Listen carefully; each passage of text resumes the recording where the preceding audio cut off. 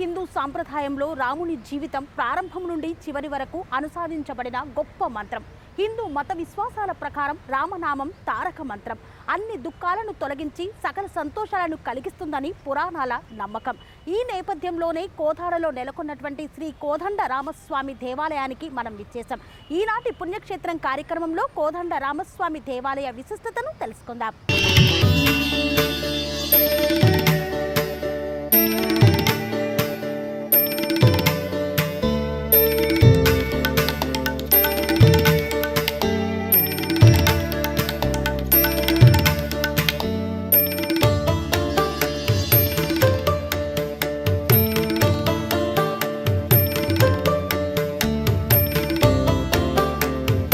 నాగరికతకు మార్గదర్శకంగా నిలిచిన పురాణాల్లో రామాయణం ఒకటి.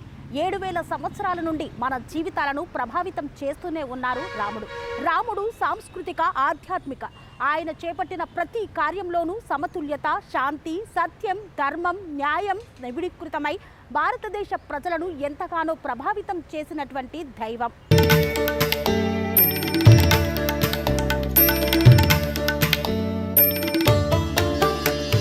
నెలకొన్నటువంటి శ్రీ కోదండ రామస్వామి దేవాలయానికి మనం విచ్చేసాం. మొదటగా మనము ఆలయ ప్రాంగణంలోకి రాగానే స్వామివారి విగ్రహ రూపం మనకు దర్శనమిస్తుంది.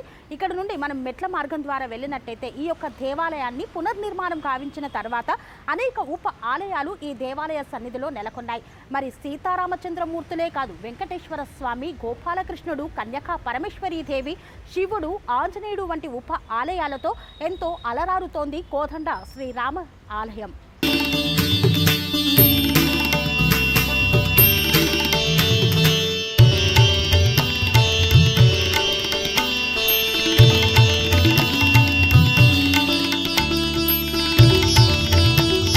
దేవాలయ ప్రాంగణంలోకి అడుగుపెట్టిన మొదటగా మనకు ధ్వజస్తంభం దర్శనమిస్తుంది. ఈ ధ్వజస్తంభాన్ని చూశారు కదండి.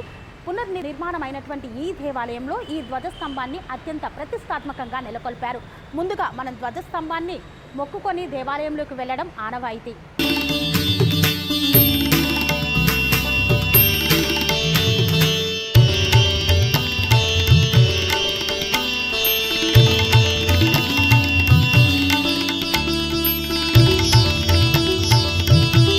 ప్రాంగణంలోకి విచ్చేసిన తర్వాత మనం ధ్వజస్తంభాన్ని మొక్కుకున్నాం. ఆ తర్వాత దక్షిణాభిముఖంగా ఉన్నటువంటి శ్రీ ప్రసన్నాంజనేయ స్వామి వారిని దర్శించుకొని, అంటే పురాతనంగా ఉన్నటువంటి ఆలయం ఇది. ఈ ఆలయం నిర్మాణంలో ఎన్నో ఉప ఆలయాలు నెలకొన్న కొన్ని ఏళ్ల చరిత్ర కలిగినటువంటి ఆలయంలో ఈ ఆంజనేయ స్వామి ఎప్పటి నుండో నెలకొని ఉన్నాడు. ఇక్కడ భక్తుల పూజలను అందుకుంటూ ఉన్నాడు. దక్షిణాభిముఖంగా ఉన్న శ్రీ ప్రసన్న ఆంజనేయ స్వామిని తరించి పూజించిన తర్వాత స్వామివారిని దర్శనానికి వెళ్తారు భక్తులు.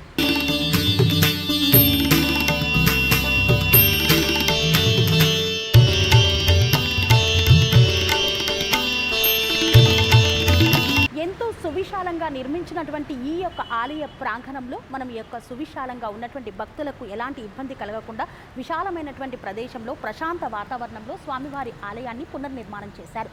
ఈ నేపథ్యంలో మనం వెళ్ళి స్వామివారిని ఒక్కసారి కనులారా వీక్షిద్దాం.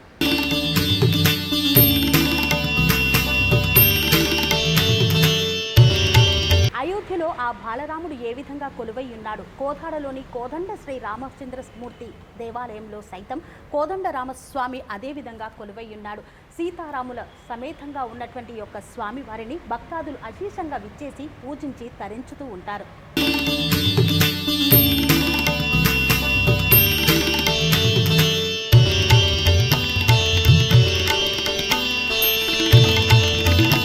రామ రామ రామేతి మనోరమే సహస్రనామ తత్తుల్యం రామనామ వరాననే అంటూ భక్తాదులు ఇక్కడికి విచ్చేసి స్వామివారిని పూజించి తరిస్తూ ఉంటారు. సీతమ్మ వారికి ఓడి బియ్యాలను సైతం ఇక్కడ పోస్తూ ఉంటారు. కోరిన కోరికలు తీరుస్తూ కొంగు బంగారంగా విరాజిల్లుతున్నాడు కోదండ రామస్వామి.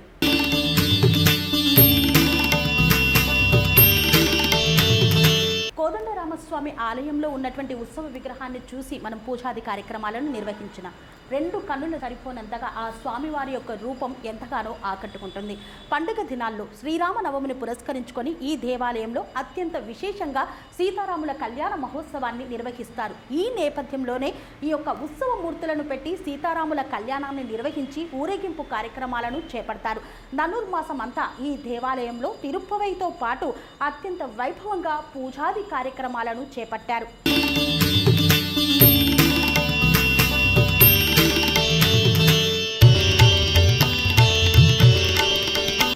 కోదండ రామస్వామి ఆలయంలో ఉన్నటువంటి మరొక ఉప ఆలయం ఏంటంటే శ్రీ గోదాకృష్ణ పెరుమాళ్ సన్నిధి. ఇప్పుడు మనం గోదాదేవి సన్నిధిలో ఉన్నాం. ఈ యొక్క గోదాదేవి శ్రీకృష్ణుని ఎంతగానో ఆరాధించి ఆ వెంకటేశ్వర స్వామిలోనే ఐక్యమైందని పురాణాలు చెబుతున్నాయి.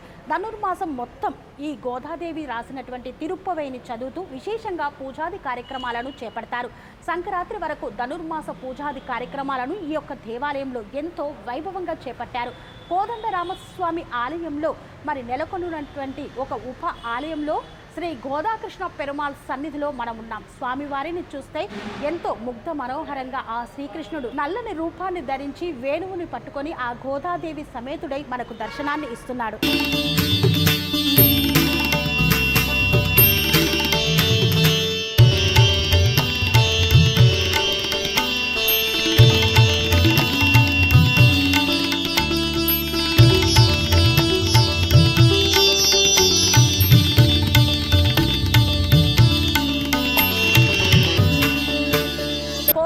నెలకొని ఉన్న కోదండ రామస్వామి సన్నిధిలో మరొక ఉప ఆలయం వెంకటేశ్వర స్వామివారి సన్నిధి.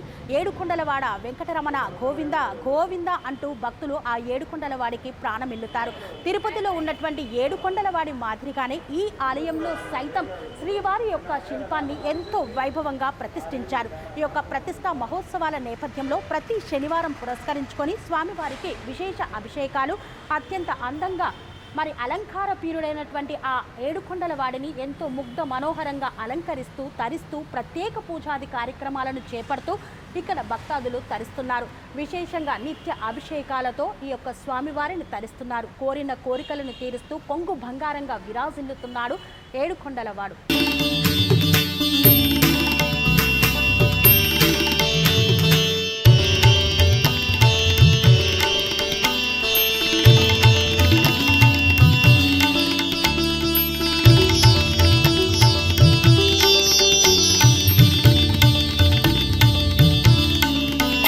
కోదాడలోని కోదండ రామచంద్ర స్వామి సన్నిధిలో మరి ఎడమ వైపుకు రాధాకృష్ణ పెరుమాళ్ సన్నిధి మరి శ్రీవారి సన్నిధిని ఇప్పుడు దర్శించుకున్నాము కదా. మరి కాస్త ముందుకు వెళ్ళినట్టయితే శ్రీమన్నారాయణ స్వామి వారి సన్నిధి కూడా మనకుంది. మరి ఇలా కుడివైపుకు వెళ్తే ఒక్కసారి శ్రీమన్నారాయణ స్వామి వారి సన్నిధిని దర్శించుకోవచ్చు.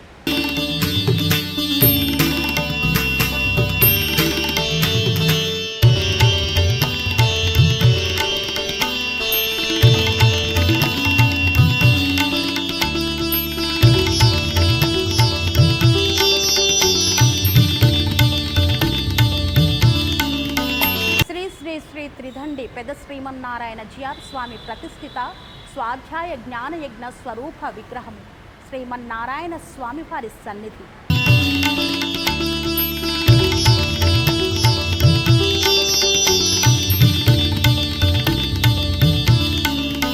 కోదండ రామచంద్ర స్వామి వారి సన్నిధిలో ఎన్నో ఉప ఆలయాలు ఉన్నాయి. ఇప్పటి వరకు ఉన్నటువంటి ఉప ఆలయాలను చూసాం కదండి. ఈ ఆలయంలో ప్రత్యేకంగా ఆళ్వార్ సన్నిధిని కూడా ఏర్పాటు చేశారు. ఇప్పుడు మనం ఆళ్వార్ సన్నిధిని ఒక్కసారి చూద్దాం.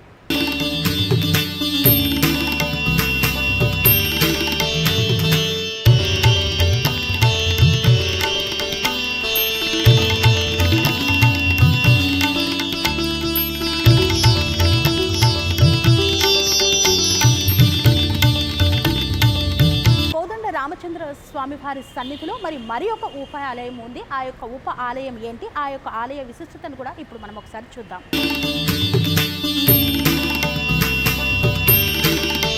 కోదండ రామచంద్ర స్వామి వారి సన్నిధిలో శ్రీ అన్నపూర్ణ సహిత శ్రీ భోళాలింగేశ్వర స్వామి వారి ఆలయం సైతం ఉంది. మనం ఇప్పుడు భోళాలింగేశ్వర స్వామి వారి ఆలయ సన్నిధిలో ఉన్నాం. ఇక్కడ నుండి చూసినట్టయితే స్వామివారు ఎంతో విశేషమైనటువంటి రూపంలో మనకు దర్శనమిస్తున్నారు. ఇక్కడ ప్రతి సోమవారం కూడా ఈ యొక్క లింగేశ్వర స్వామి వారికి ప్రతి నిత్యము అభిషేకాది కార్యక్రమాలను నిర్వహిస్తూ పూజాది కార్యక్రమాలను చేపడుతున్నారు. ప్రత్యేక పండుగ దినాలలో విశేష పూజాది కార్యక్రమాలను చేపట్టడం ఇక్కడ ఆనవాయితీ. ఇక్కడికి విచ్చేసినటువంటి భక్తులకు కోరిన కోరికలు నెరవేరుతున్నాయన్న విశ్వాసంతో అశేష సంఖ్యలో భక్తాదులు విచ్చేస్తున్నారు. అందుకే కోదాడలో కొలువైనటువంటి కోదండ రామచంద్ర స్వామి ఆలయం ఎంతో ప్రాశస్త్యాన్ని పొందింది.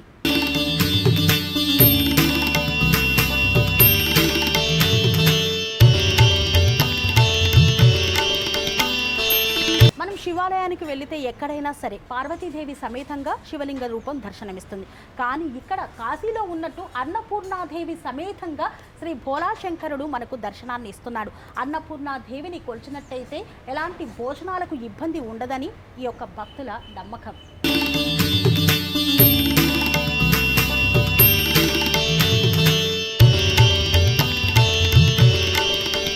ఎడమవైపుకు చూసినట్టయితే ముందుగా ప్రథమ ఘనాలకు అధిపతి అయినటువంటి విఘ్నేశ్వరుడు కనబడుతున్నాడు. విఘ్నేశ్వరుడికి ప్రథమ పూజ నిర్వహించిన తర్వాతనే స్వామివారికి అభిషేకాది కార్యక్రమాలను చేపడుతూ ఉంటారు.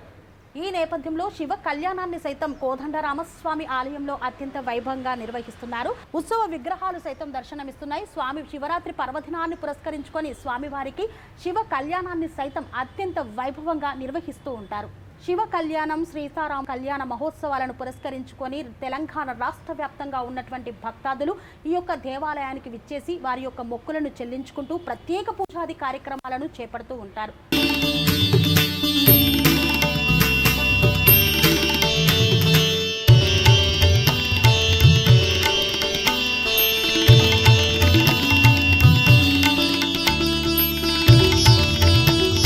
నంది 2 కొమ్ములలో నుండి ఇలా స్వామివారిని ఒక్కసారి దర్శించుకున్నట్టయితే పునర్జన్మ అనేది ఉండదని భక్తుల యొక్క ప్రగాఢ విశ్వాసం.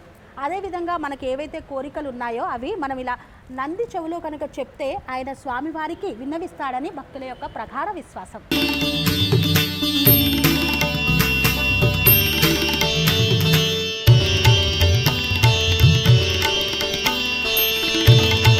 అన్నపూర్ణ సమేత శ్రీ భోళాలింగేశ్వర స్వామి వారి సన్నిధిలో మరి అదే విధంగా నవగ్రహాలను సైతం ఏర్పాటు చేశారు. నవగ్రహ దోష పరిహారణ కోసం ఇక్కడికి భక్తులు విచ్చేసి ప్రత్యేకంగా పూజాది కార్యక్రమాలను చేపడుతూ ఉంటారు. మరి ఒక మనిషి జీవితంలో గ్రహ పీడలు చాలా ఎక్కువగా ఉంటాయి. అలాంటి పీడల నుండి విముక్తి పొందాలంటే నవగ్రహాలకు ప్రత్యేక రోజులలో పూజాది కార్యక్రమాలను చేస్తారు. అభిషేకాలు, తైలాభిషేకాలు, అదేవిధంగా నవగ్రహ పూజ, కుజదోష పూజ అలాంటి కార్యక్రమాలను ఈ యొక్క దేవాలయంలో మరి ఇక్కడ ఉన్నటువంటి పురోహితులు విశేషంగా నిర్వహిస్తూ ఉంటారు. మరి ఈ యొక్క నవగ్రహాలకు ప్రదక్షిణ చేసుకొని భక్తులు తరిస్తున్నారు.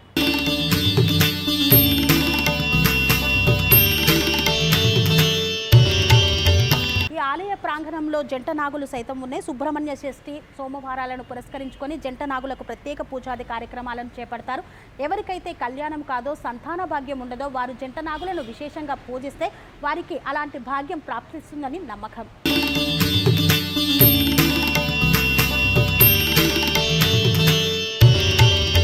రామచంద్ర స్వామి ఆలయంలో ఉన్నటువంటి ఇంకొక ఉప ఆలయాన్ని ఇప్పుడు మనం ఒకసారి దర్శించుకుందాం. శ్రీ కన్యకా పరమేశ్వరి దేవి ఆలయానికి ఇప్పుడు మనం వెళ్తున్నాం. శ్రీ కన్యకా పరమేశ్వరి దేవి ఆలయాన్ని వైశ్యులు ఎంతో ఆరాధ్య దైవంగా భావిస్తూ వారి ఇంటి విలవెల్పుగా కొలుస్తూ ఉంటారు.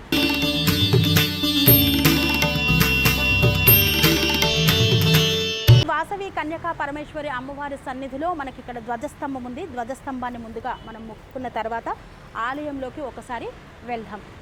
ఆలయంలోకి ధ్వజస్తంభాన్ని పూజించుకున్న తర్వాత వెళ్తే మొదటగా అమ్మవారి వాహనమైనటువంటి సింహం ఇక్కడ మనకు దర్శనమిస్తుంది. ఈ యొక్క సింహం తర్వాత మనం వెళ్తే అమ్మవారు దేదీప్యమానంగా వెలుగొందుతూ మనకు దర్శన భాగ్యాన్ని ప్రసాదిస్తున్నారు. ఇక్కడ వాసవి కన్యకా పరమేశ్వరి అమ్మవారికి ఓడిబియ్యాన్ని సైతం పోస్తుంటారు. ఎంతో విశేషమైనటువంటి శ్రీచక్రం సైతం ఇక్కడ ఉంది కాబట్టి ఇక్కడ విశేషంగా కుంకుమార్చనాది కార్యక్రమాలను చేపడుతుంటారు మహిళలు. కార్తీక మాసం మరి అదేవిధంగా శ్రావణ మాసాలలో అమ్మవారికి ప్రత్యేక పూజాది కార్యక్రమాలను చేపడుతున్నారు.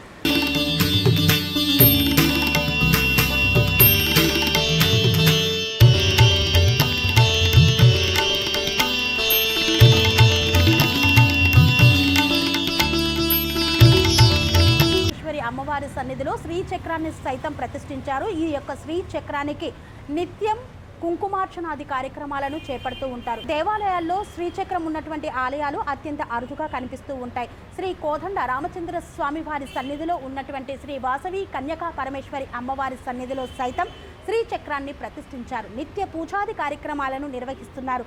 మరి వైశ్యులు ఎంతో ఆరాధ్య దైవంగా పూజించేటువంటి వాసవి కన్యకా పరమేశ్వరి అమ్మవారి సన్నిధిలో మనమున్నాం. అమ్మవారు దేదీప్యమానంగా వెలుగుతూ మనకు దర్శనాన్ని ఇస్తున్నారు.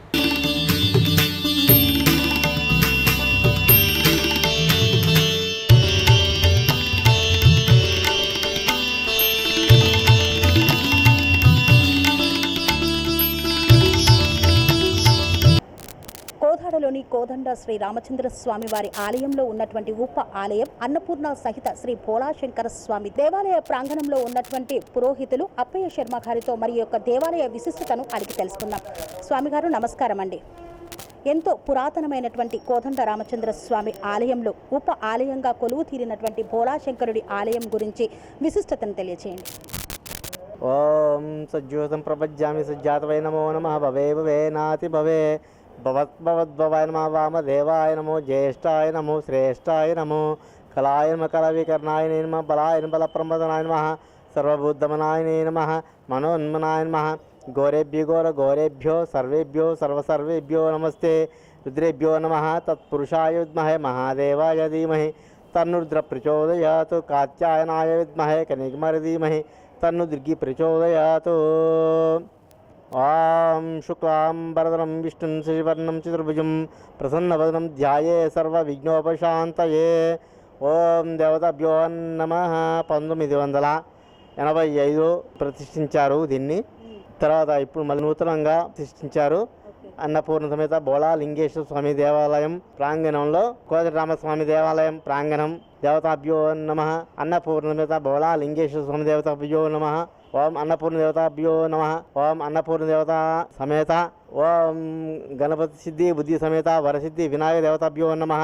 ఓం దేవతాభ్యో నమః. నమ పార్వతీపతే మహాదేవహర. ఎప్పుడు ఉదయం ఎన్ని గంటలకి ప్రారంభమవుతుంది? 6:30 నుంచి స్టార్ట్ అవుతుంది. 6 నుంచి 10:30 వరకు 10 వరకు అభిషేకాలు కార్యక్రమాలు జరుగుతుంటాయండి.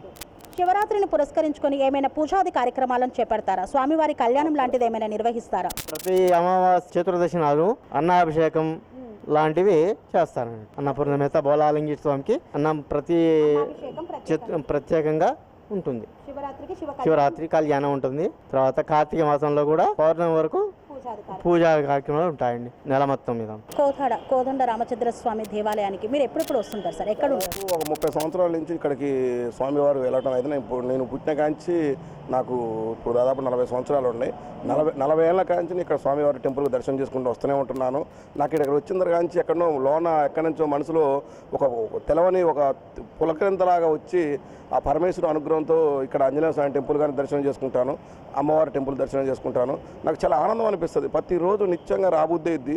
నాకున్న కొంచెం మా వ్యాపారం ఉంది, కొన్ని కారణం వల్ల అప్పుడప్పుడు రావడం కొద్దిగా తక్కువ అయితే, కానీ నాకు స్వయంగా స్వామివారు స్వప్నంలో వచ్చి అప్పుడప్పుడు దర్శనం ఇవ్వడం జరిగిద్ది. నాకు చాలా ఆనందం అనిపిస్తుంది. పరమేశ్వరు అనుగ్రహం నాకు ఎల్లకాలం ఉన్నది. పనేసియా మెరిడియన్ హాస్పిటల్స్ ప్రతి సామాన్యుడికి అందుబాటులో అంతర్జాతీయ వైద్య ప్రమాణాలతో వైద్యం, 24 గంటల అంబులెన్స్ సర్వీసుతో పాటు అత్యవసర సేవలతో ఏర్పాటైన చికిత్సా విభాగం. మా దగ్గర గుండె సంబంధిత, మూత్రపిండ, కాలేయ, కంటి జబ్బులకు, మోకాళ్ల శస్త్ర చికిత్సతో పాటు కోవిడ్-19, బ్లాక్ ఫంగస్ వంటి వైరస్లకు, అన్ని రకాల ఆరోగ్య సమస్యలకు నమ్మకమైన అత్యాధునిక వైద్య చికిత్సను అందిస్తున్న హాస్పిటల్ పనేసియా మెరిడియన్ హాస్పిటల్స్. మీ ఆరోగ్య సమస్య ఏదైనా ఇప్పుడు పరిష్కారం సాధ్యం.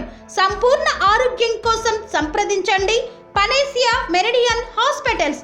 Opposite Bheeramguda Kaman, RC Puram, Sangareddy district. Pin code 502032. సంప్రదించాల్సిన ఫోన్ నెంబర్ 0845524177 మరియు 7893757770.